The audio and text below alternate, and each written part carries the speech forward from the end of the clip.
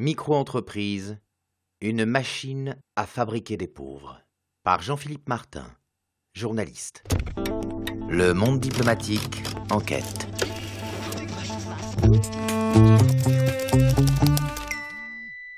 Au cœur de l'été 2017, le 11 août, en début de soirée, de gros sacs isothermes verts et gris s'entassent au pied de la Statue de la République, à Paris. À côté de leur barricade improvisée, plusieurs dizaines de livreurs de repas à vélo, travaillant en tant qu'auto-entrepreneurs sous les couleurs de la multinationale britannique Deliveroo, s'accoudent à leur guidon. Juridiquement parlant, comme ils sont travailleurs indépendants et non salariés, ils ne sont pas en grève. Ils sont déconnectés.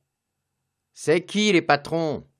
Monsieur Jérôme Pimot, cofondateur du CLAP, le collectif des livreurs autonomes de Paris, retourne le stigmate. Hilar. On est des patrons, oui. On doit entreprendre, allons-y. Mais nous, c'est quand on fait masse qu'on a une chance de commander.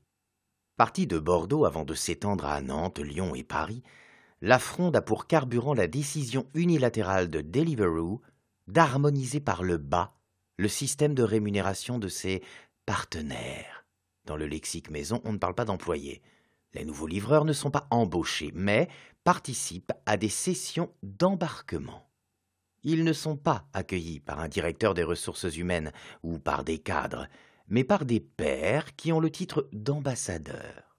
À la fin d'août dernier, la direction a donc décidé de payer à la course 5 € et 5,75 € dans la capitale, remplaçant l'ancien système de tarifs à l'heure, 7,50 € auquel s'ajoutent, selon les critères de rendement, entre 2 et 4 € par livraison, encore en vigueur pour les contrats datant d'avant septembre 2016.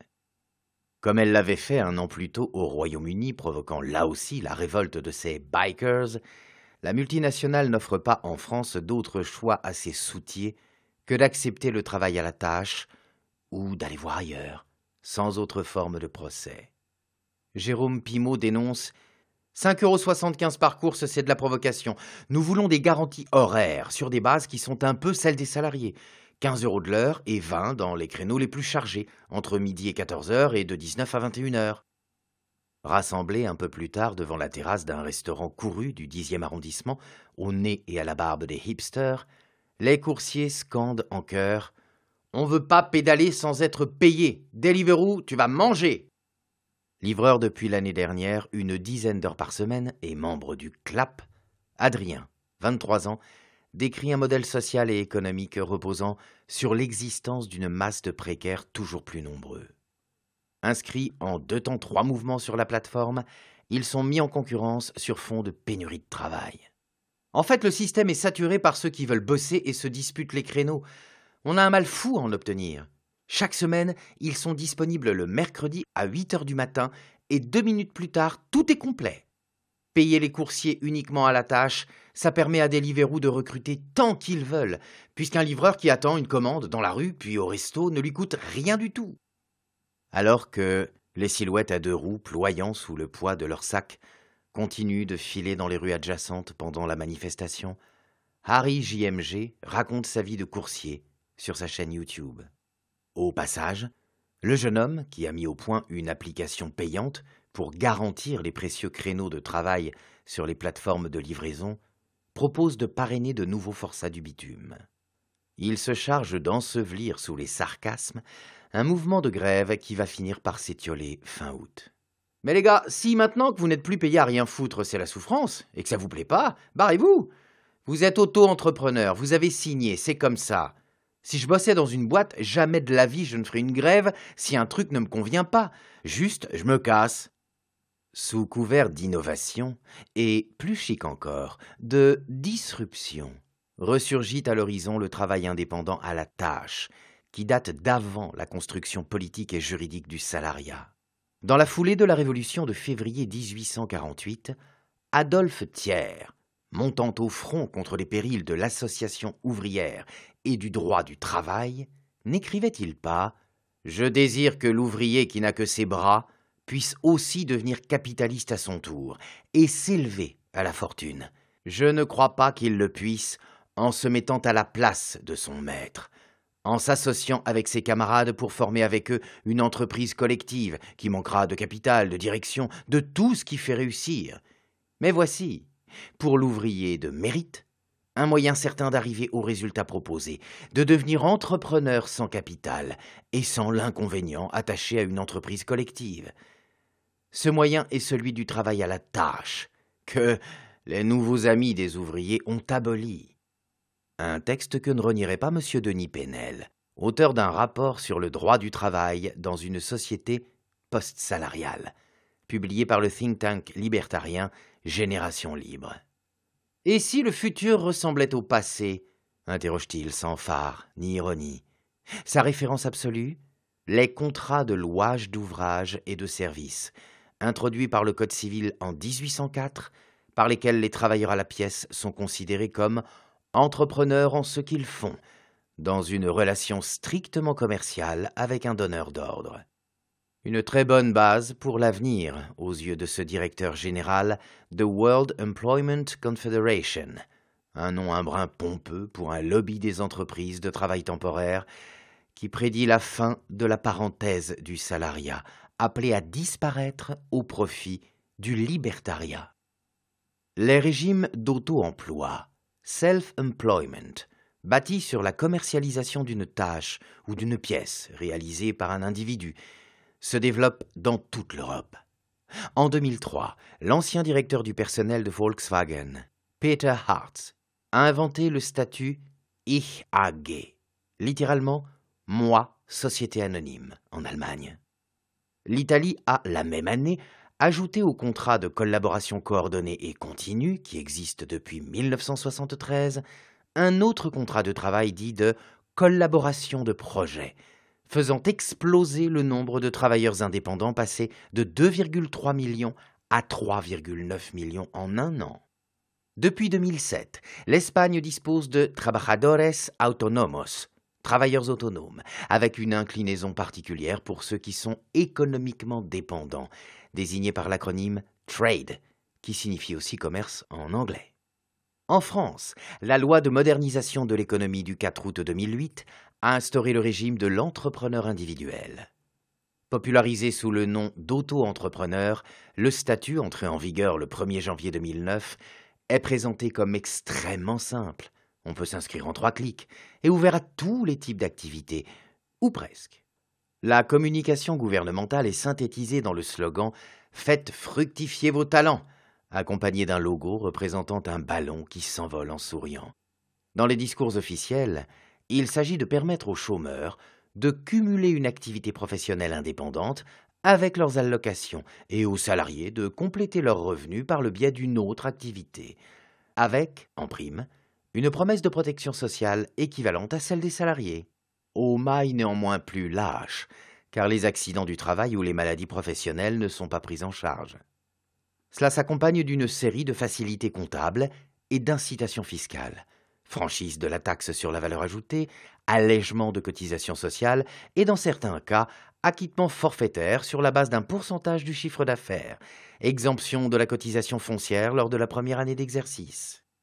Cette sous-traitance, déclinée à l'échelle des individus, permet aux clients, bien souvent une entreprise donneuse d'ordre, de se désintéresser des questions de salaire minimum, d'horaire de travail, de droit au chômage et aux congés payés, de formation, de conditions préalables au licenciement, de lutte contre les discriminations et de partage de la valeur ajoutée à travers les mécanismes d'intéressement et de participation. Pour l'État lui-même, le bénéfice n'est pas négligeable en termes d'affichage. En endossant le statut de micro-entrepreneur, c'est désormais le titre officiel, et donc en pouvant exercer une activité, même réduite, les chômeurs quittent la catégorie A, celle des sans-emploi, la seule qui entre en ligne de compte pour la présentation officielle des chiffres du chômage.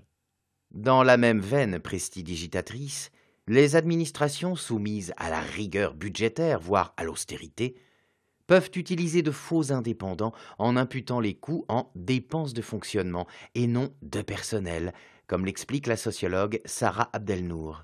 Dans les faits, ce régime s'inscrit à la fois dans les logiques d'activation des politiques sociales à destination des demandeurs d'emploi soupçonnés de ne pas chercher de travail, de modération salariale d'exaltation de l'esprit d'entreprise et de brouillage des frontières de classe.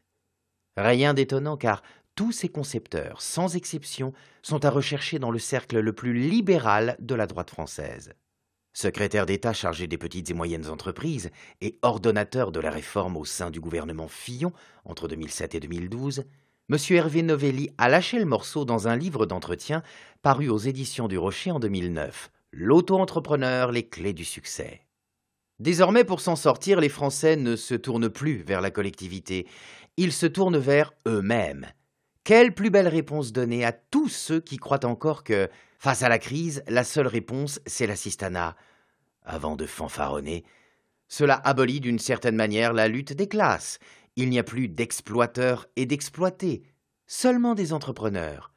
Marx doit s'en retourner dans sa tombe. En dépit de cette origine très marquée, le statut d'auto-entrepreneur est pérennisé sans barguigner par M. François Hollande. Le régime franchit la barre du million d'inscrits en 2015, pendant son quinquennat.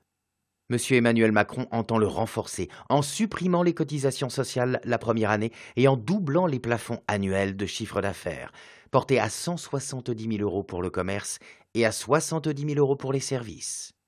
Cette dernière mesure apparaît largement symbolique.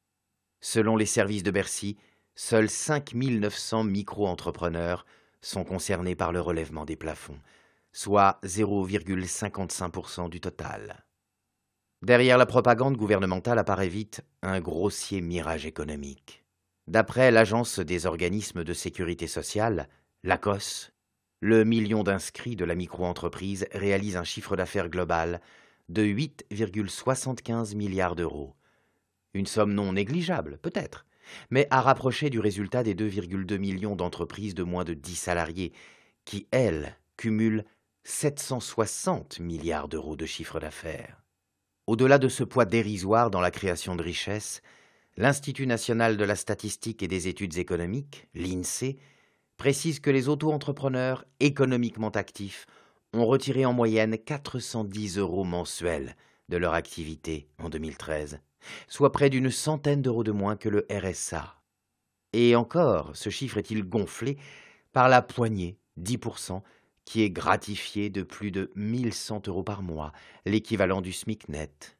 En vérité, plus d'un sur 4 touche moins de 70 € par mois, et la moitié moins de 240.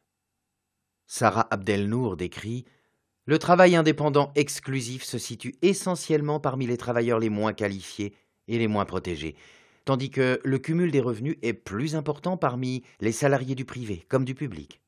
Les plus qualifiés, déjà protégés, en tirent des revenus supplémentaires et même une protection sociale inutilement dédoublée, tandis que les plus fragiles, souvent des jeunes ou des femmes, semblent accumuler les bouts de ficelle d'une société du travail de laquelle ils peuplent les marges. L'exemple typique, en France, est celui des chauffeurs Uber de Seine-Saint-Denis, qui utilisent le système pour sortir d'un marché du travail hautement discriminatoire. L'économiste américaine Juliette Schor constate que, loin de combler les inégalités, ce type d'emploi les accroît. Aux États-Unis, sur fond de raréfaction de l'emploi et du revenu, les tâcherons les mieux formés, issus des couches moyennes, s'emparent désormais des emplois peu qualifiés, jusque-là réservés aux travailleurs des classes populaires. Tout cela n'empêche pas les marchands du « tous entrepreneurs » de multiplier les injonctions aux accents libertaires. L'auto-emploi serait l'avènement du travail pour soi, enfin. Mais la joie qu'expriment parfois certains travailleurs laisse vite la place aux impératifs de la débrouille et des petits arrangements. Correcteur à temps partiel dans la presse, rémunéré à la pige, M. Jacques L. s'est inscrit, après que sa conseillère de Pôle emploi lui a vanté les avantages du régime pour ses autres travaux. Certes, il y a des abattements fiscaux et sociaux, mais cela ne dure pas. Je n'utilise plus ce statut, et quand je dois réviser un travail universitaire, par exemple, je le fais au noir. Avant même l'émergence de l'économie du partage, selon l'expression en vogue dans les médias dominants, la fiction de l'auto-entrepreneuriat librement décidé avait volé en éclats. Nombre de professions y ont eu recours, et souvent l'ont imposé dès 2009. Dans le domaine de l'édition, près d'un tiers, 34,1% des travailleurs à domicile, lecteurs, éditeurs, correcteurs, iconographes, indiquent que leur employeur leur a suggéré de changer de statut et de devenir auto-entrepreneur. Et dans 81,5% des cas, ces pressions se sont répétées. C'est ce que mentionne une étude menée pour Force ouvrière, qui conclut: le régime de l'auto-entrepreneur a entraîné la substitution du statut d'indépendant à celui de salarié. Statut de salarié qui était plus favorable. Le syndicat national des journalistes dénonce le même type de pression dans les groupes de médias tels qu'Altis, Le Figaro, Mondadori, Prisma et TF1, notamment lors du lancement de journaux, suppléments ou programmes, où les journalistes sont payés comme de simples prestataires extérieurs, malgré la présomption de contrat de travail que prévoit le statut de journaliste professionnel. Les opérateurs touristiques recrutent des guides sous ce statut et sans carte professionnelle, tout comme les clubs de sport avec leurs entraîneurs. Diplômée d'une école d'architecture, Madame Mathilde C. a dû passer 3 ans sous ce statut dans un cabinet d'urbanisme avant d'être embauchée. Elle témoigne: c'était une forme de période d'essai à rallonge quasi systématique dans le secteur. J'étais présente comme tout le monde dans l'équipe, avec un bureau et tout, mais quand j'étais malade, je devais aller travailler, sinon je n'étais pas payée. J'étais libre de fixer mes horaires de travail, mais c'était très théorique, car il valait mieux être là, évidemment, se donner sans compter pour espérer rester. Pas un secteur n'y échappe. À Saint-Michel, dans l'Aisne, plusieurs dizaines de salariés se sont mis en grève fin septembre pour contester le projet du nouveau patron de leur entreprise d'ambulance. Un des salariés non syndiqués, en contrat à durée indéterminée depuis quelques années, raconte: le gérant a pris un bout de papier et il a fait un cercle autour du nom de la boîte. Puis il l'a barré et a fait partir des tas de flèches vers chacun de nous qui devenions des auto-entrepreneurs. Enfin, il a sorti un tableau avec des avantages en termes de rémunération. On n'en revenait pas. Lui-même, auto-entrepreneur, il nous a dit qu'il gagnait plus de 4 000 € par mois avec ce système. On ne touchait plus terre. Puis on est rentré chez nous et on a regardé ce que c'était. Il fallait qu'on loue le véhicule, qu'on paye toute notre protection sociale. On pouvait se faire jeter du jour au lendemain. Et on s'est mis en grève. Quelques semaines plus tard, selon son collègue M. Stéphane Denimal, délégué du personnel CFDT, le patron revient pour rassurer tout le monde.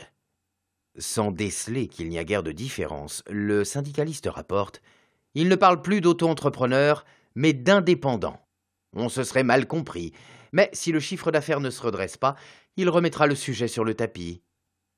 Dans l'ère du capitalisme des plateformes, le statut d'auto-entrepreneur constitue un vecteur de subordination supplémentaire pour ses salariés déguisés. L'emploi devient une marchandise hautement périssable, au gré des performances mesurées en temps réel, des notations effectuées par les clients, de critères de fiabilité établis par de très opaques algorithmes. En cas de résultats médiocres, les travailleurs sont éliminés purement et simplement. Ils sont surveillés en permanence par la géolocalisation ou la connexion à la plateforme. Le contrôle devient toujours plus étroit, au point que certains parlent désormais de sursubordination. Déjà, le MEDEF s'active face aux contentieux médiatisés devant les prud'hommes. Au moment où les procès se multiplient en Europe et au Royaume-Uni, il s'agit d'écarter tout risque de requalification en CDI de ces prestataires externalisés. Au Royaume-Uni, Uber a été condamné le 10 novembre dernier à verser à ses chauffeurs un salaire minimum et à leur octroyer des congés payés. Dans sa première version, début 2016, le projet de loi El Khomri avait accédé à cette demande, avec l'appui des 2 rapporteurs socialistes à l'Assemblée, messieurs Christophe Caresche et Yves Blin. Il convient d'éviter que la reconnaissance d'une responsabilité sociale des plateformes envers les travailleurs qui utilisent leurs services ne conduise à un quasi-salariat de fait au détriment du modèle économique de ces plateformes. Mais en vain, la disposition a finalement été retirée. Mais à chaque occasion, le patronat revient à la charge. Ainsi, M. Oussama Ammar, cofondateur du fonds d'investissement The Family, qui organise un cycle régulier de conférences baptisé « Les barbares attaquent » en partenariat avec l'Institut Montaigne, prophétise l'avènement d'une économie où le cachet remplacerait le salaire. Les qualifications, les compétences ou l'expertise ne pèseraient plus rien à côté des missions acceptées avec juste l'envie Son compère Nicolas Collin, inspecteur des finances en disponibilité et éditorialiste invité à l'Obs, promet un monde d'intermittence généralisée du travail. Car avec l'économie numérique, les entreprises disposent maintenant d'un puissant fonds débordant de travailleurs, dans lequel elles peuvent se servir pour remplacer ceux qui voudraient s'organiser et exiger de meilleures conditions de travail. Le même, flanqué cette fois de l'économiste ultralibéral Augustin Landier, commissionné par Uber quelques mois plus tôt pour rendre une étude à sa gloire, a rédigé un rapport sur l'économie numérique pour le Conseil d'analyse économique. Les auteurs décrivent un marché du travail très polarisé, avec au sommet de la pyramide des emplois bien rémunérés, à dimension managériale ou créative, et à la base des emplois peu qualifiés qui sont peu rémunérés car leur productivité reste faible. Ils consacrent l'essentiel de leurs propos à plaider pour l'emploi non salarié, le régime d'auto-entrepreneur devenant la norme pour le travail peu qualifié. Aux nouveaux prolétaires, ils recommandent un système s'appuyant sur les notations. Au lieu d'un diplôme ou d'un examen, il est possible de faire valoir la satisfaction des utilisateurs, écrivent-ils, appelant à mettre en avant sa réputation dans les parcours ultérieurs professionnels, c'est-à-dire l'accès à d'autres emplois, ou non professionnels, c'est-à-dire l'accès au crédit et au logement. Pour pallier l'absence de protection sociale, ils encouragent l'État à les informer de la nécessité d'épargner, car privés d'outils de travail ou de fonds de commerce, ces travailleurs ne pourront rien revendre pour survivre une fois à la retraite. Ils invitent alors à créer un dispositif d'épargne micro-entrepreneuriale sur le modèle de l'épargne salariale, à cette différence près que, dans le salariat, l'épargne éventuelle ne se substitue pas aux droits acquis à la retraite, au chômage, à la santé ou à la formation. Malgré l'éparpillement des micro-entrepreneurs et la domination des plateformes, certains cherchent à ouvrir des chemins d'émancipation. Des mutuelles de travailleurs indépendants ont été créées, telles Smart en Belgique, ou des coopératives d'activité et d'emploi, des CAE, comme Copanam en France, comptant 850 membres, où chacun mène son activité de manière autonome, tout en bénéficiant des filets de protection collectifs. Dans la foulée du mouvement Nuit debout au printemps 2016, le collectif CopCycle s'est constitué pour mettre à la disposition de coopératives de coursiers un code et des algorithmes capables de concurrencer les multinationales du secteur. Avec une ambition plus affirmée encore, des syndicats allemands, FEAD et IG Metall, et suédois, Unionen, travaillent en partenariat avec des organisations nord-américaines comme la Freelancers Union à élaborer un coopérativisme de plateforme, susceptible de donner tout son sens à l'économie du partage. Dans leur manifeste, ils écrivent « La propriété et la gouvernance de l'Internet peuvent être changées.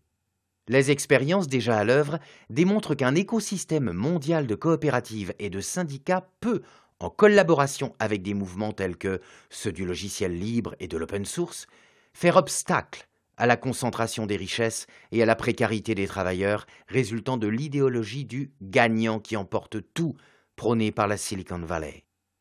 Et si, au fond, l'avenir ressemblait au passé? Et si ces expériences, encore embryonnaires, ouvraient de nouveaux droits? Reste à faire repérer cette bifurcation au plus grand nombre. Le monde diplomatique. On s'arrête.